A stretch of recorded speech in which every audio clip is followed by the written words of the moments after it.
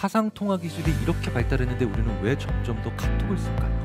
늦은 오후에 갑자기 무기력감이나 탈진감이나 심지어 허망함이 몰려오면 그게 바로 지난 한 달 동안 사람과 너무 대화한 거. 그런데 지금 한국이 계속해서 그렇게 사회적 번아웃에 시달리고 있다가 코로나로 지금 아주 좋은 구실을 만나기도 한 겁니다. 남이 행복한 게 아니라 남이 가지고 있는 것 때문에 행복의 잣대가 계속 높아지는 이유, 이게 한국 사람의 특징이에요. 내 라이크가 아니고 우리의 원트를 잡고 추구하니까 상대적이 될 수밖에 없는 거예요.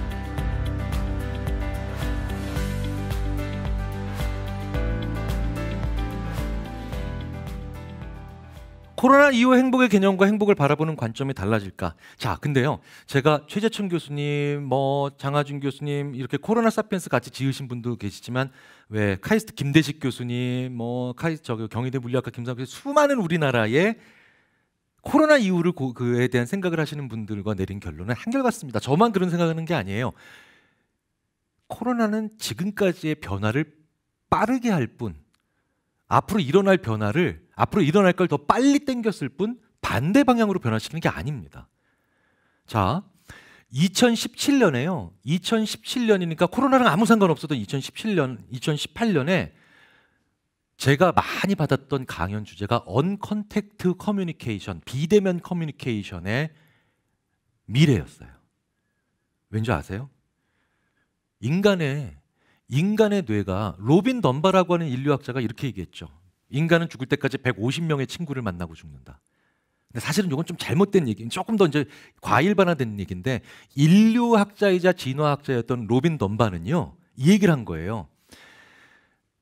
지금 인구 1000만짜리 도시에 살고 계시죠.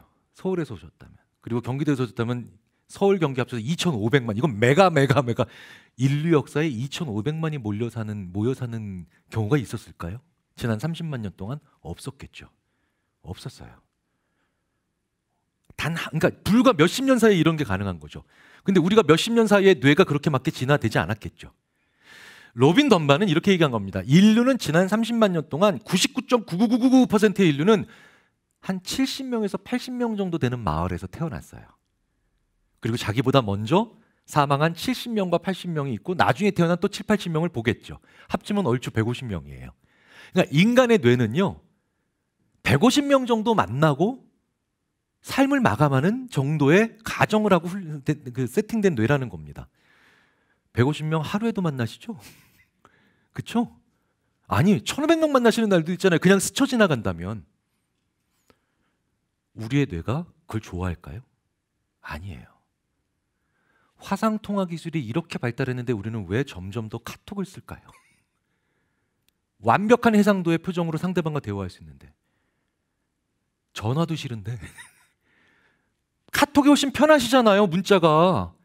그분과 저 오늘 지금 이 강의 해주시는 김진아 매니저님, 제가 3년 동안 굉장히 친한 분인데 올 때도 그냥 전화해서 몇 층으로 가야 돼요 하면 되는데 제가 문자로 보냈죠. 몇 층으로 가야 돼요.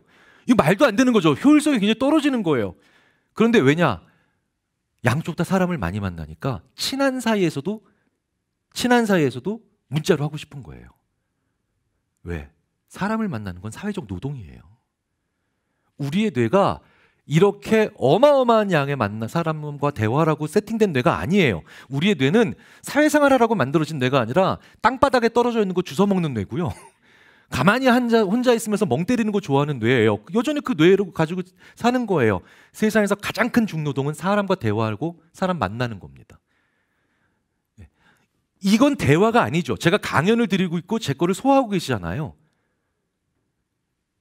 제일 힘든 건 안 친한 사람과 용무도 없는데 마주 앉아서 대화하는 거. 미칠 노릇이죠.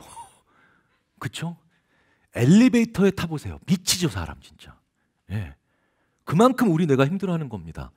그러니까 이미 2017년, 2018년에 비대면 커뮤니케이션으로 벌써 왔었어요. 언컨택트에 대한 마케팅부터. 우리는 떨어지고 싶은 거예요, 사람들로부터. 적당히 멀어지고 싶은 겁니다. 코로나가 그걸 다시 깨워준 것뿐이죠.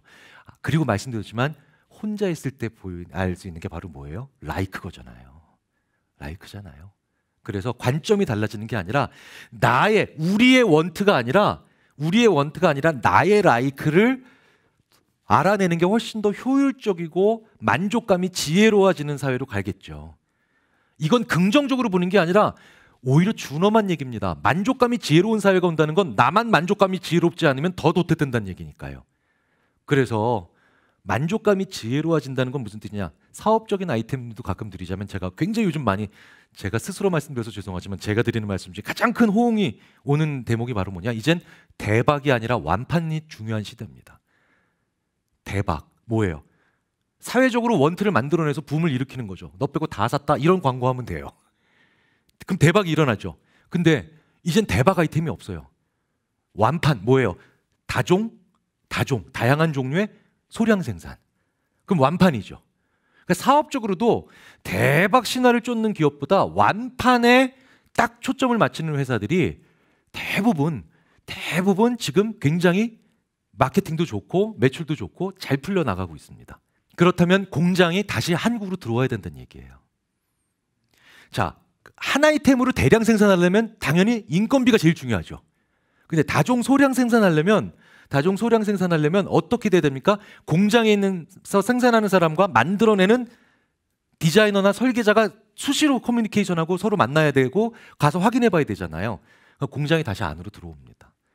자, 어쨌든 관점이 달라진다기보단 빨라진다. 원래 일어났던 변화로 빨라진다라고 보시면 될 것 같습니다. 우리나라 사람들이 사회적 거리두기에 적극 동참하는 심리적 이미 다 나왔죠. 멀어지고 싶다니까요. 우리나라 사람들이 가장 사람한테 많이 힘든 나라잖아요. 전 세계에서 가장 사람과 만나는 게 많고 사람과 많이 대화하고 그다음에 하루에 접촉하거나 해야 되는 게 많은 게 한국입니다. 한국의 의사 선생님들이 사회적 거리두기 전 세계에서 제일 좋아해요. 왜? 하루에도 너무나 만나니까 사람을. 가끔 이런 날이 있으시죠. 제가 이제 이것도 추가적으로 말씀드리자면 건강에 아무런 문제가 없고 오늘 아침에도 일어나시는데 아무런 힘든 게 없었고 점심도 맛있게 드셨는데 늦은 오후에 갑자기 무기력감이나 탈진감이나 심지어 허망함이 몰려오면 그게 바로 지난 한 달 동안 사람과 너무 대화한 거예요. 예. 너무 대화한 거예요. 그래서 이런 날이 혼자 쉬셔야 되는 날이에요. 이럴 때는 가족도 타인이에요. 준엄하죠 좀. 근데 가족도 타인이에요. 그런데 지금 한국이 계속해서 그렇게 사회적 번아웃에 시달리고 있다가 코로나로 지금 아주 좋은 구실을 만나기도 한 겁니다. 한편으로는. 그렇죠? 예. 사회적으로 거리 두는 게 아니라 사회적으로 거리를 원했다니까. 자, 그런 면에서 또 하나의 이유로 볼 수가 있다는 걸 말씀을 드리고 싶고요. 나중에 이제 코로나가 다 해결이 되고 진정이 됐을 때도 그러니까 이런 날은 혼자 쉬셔야 돼요. 그런 건강에 문제가 없는데도 갑자기 허망함이나 탈진감이 몰려오신다는 건 내가 사회적으로 너무 많이 대화하고 만났다는 거거든요. 혼자 있는 시간을 가지셔야 됩니다. 근데 이분 이럴 때 꼭 거꾸로 하세요. 그렇게 또 이런 날 번개를 때리세요. 보게 때리시면 안 돼요. 친한 친구가 수다 떨면서 얘기하는 건 큰 즐거움 아닙니까? 맞습니다. 하지만 그것도 내가 사회적 에너지가 있을 때 해야 즐거움이지 이런 날 하면 사회적 노동이에요. 남의 행복은 왜 나의 불행으로 다가올까? 아니요. 남이 정확하게 이거는 그래서 남이 행복한 게 아니라 남이 가지고 있는 것 때문에 행복한 거죠. 남의 원트. 이게 원트 안에서 일어나는 생각들이에요. 내가 라이크 하잖아요. 내가 라이크하는 걸 잘 가지게 되고 내가 라이크를 잘 알고 있으면 남의 라이크에 관심이 없거나 아니면 남의 라이크를 보고 재밌어져요. 내가 정확하게 알고 있는 게 만약에 냉면이란 거 알면 남이 먹는 짜장면에 관심을 둘 필요가 없고 걔 걸 뺏을 필요가 없잖아요. 내가 원하는 게 어떤 건지를 구체적으로 나은 삶을 살수록 남의 원트, 남이 사회적으로 가지고 있는 것에 크게 문제가 없습니다. 저는 골프를 안 치니까 제 친구가 1,500만 원짜리 골프채를 채를 사서 행복하게 하고 있는데 제가 이렇게 되면 어떻게 합니까? 아, 나도 저 행복감을 느껴서 짜장면을 먹어야 되겠다. 라는 생각으로 오게 되는 거죠. 왜? 골프에 제가 취미가 없으니까요. 골프에 취미가 없으니까. 행복의 잣대가 계속 높아지는 이유. 이게 한국 사람의 특징이에요. 한국 사람의 특징. 예. 그런데 저거는 참 재밌게도 라이크도 그렇습니다. 라이크도. 그게 무슨 얘기냐면 색소폰을 연주를 굉장히 좋아하는 분이 계세요. 색소폰 연주를 굉장히 좋아합니다. 그런데 주기적으로 이분이 뭔지 아세요? 이분한테 정말 라이크가 맞아요. 그런데 이 색소폰 연주를 너무너무 좋아해서 이분이 정말 진짜 준 전문 연주자 수준으로 갔는데 이분이 요즘 불행해요. 왠지 아세요? 이제 전문 연주자 수준이 안 되고 있어. 예, 예. 그러니까 이게 바로 뭐냐면 주기적으로 옵니다. 한국 사람은 아무리 자기가 좋아하는 걸 가지고 있어도 그걸 추구해 나가는 과정에서 주기적으로 와요.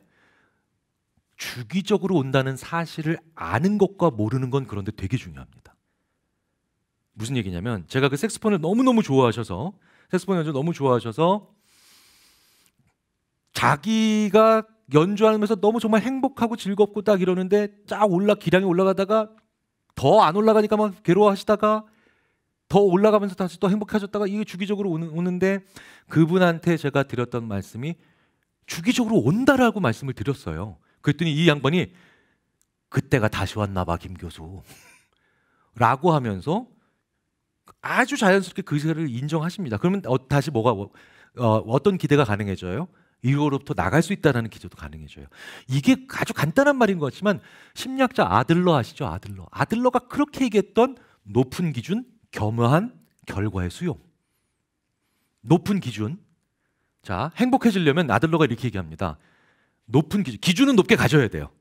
근데 결과는 늘 겸허히 수용해야 돼요.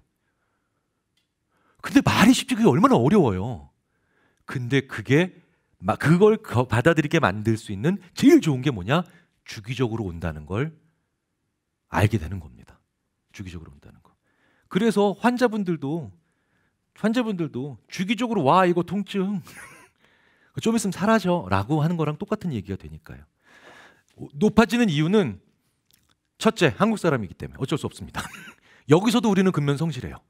심지어 자기가 좋아하는 걸 추구하는 과정에서도 어쩔 수 없어요. 예. 두 번째 이유는 기본적으로 그것이 주기적으로 오는 거기 때문에 이거 합니다. 그런데 사람들이 그 사실을 아는 것만으로도 벌써 이 문제는 상당히 완화가 되죠. 네. 그 이후에서 만약에 제가 제 강의에서 모든 걸 해결하실 수는 없으니까 이거를 우리나라에서 그럼 아들러의 얘기를 좀 들어보실 필요가 있어요. 아들러의 얘기를.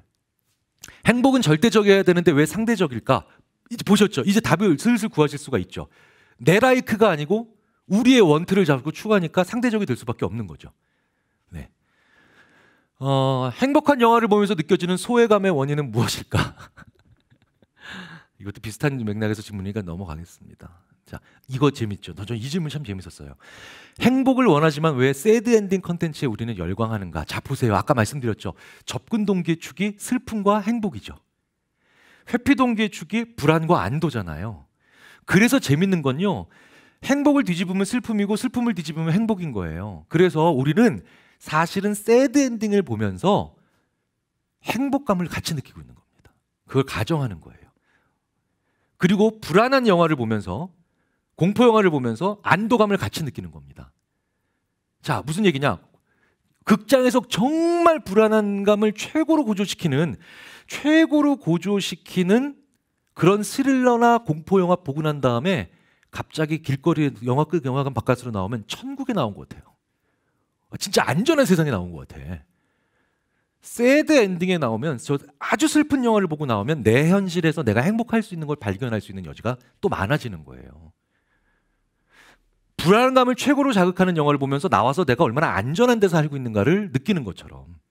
그래서 새드 엔딩 컨텐츠에 우리가 열광하는 건 우리가 행복을 원하는 거랑 똑같은 겁니다. 우리 안에 삶에서 스스로의 행복을 발견하고 싶어서 그런 것들을 원하는 저런 컨텐츠들을 우리가 또 주기적으로 문화적으로 소비하는 거죠. 그래도 오늘 복 받으실 겁니다. 이렇게 같이 호흡을 해주셔가지고 회피 동기를 안 느꼈어요. 접근 동기의 그 무드로만 강의를 드릴 수 있도록 말씀해 주셔서 배려해 주셔서 감사합니다. 크게 복 받으실 겁니다. 마치겠습니다. 감사합니다. 네.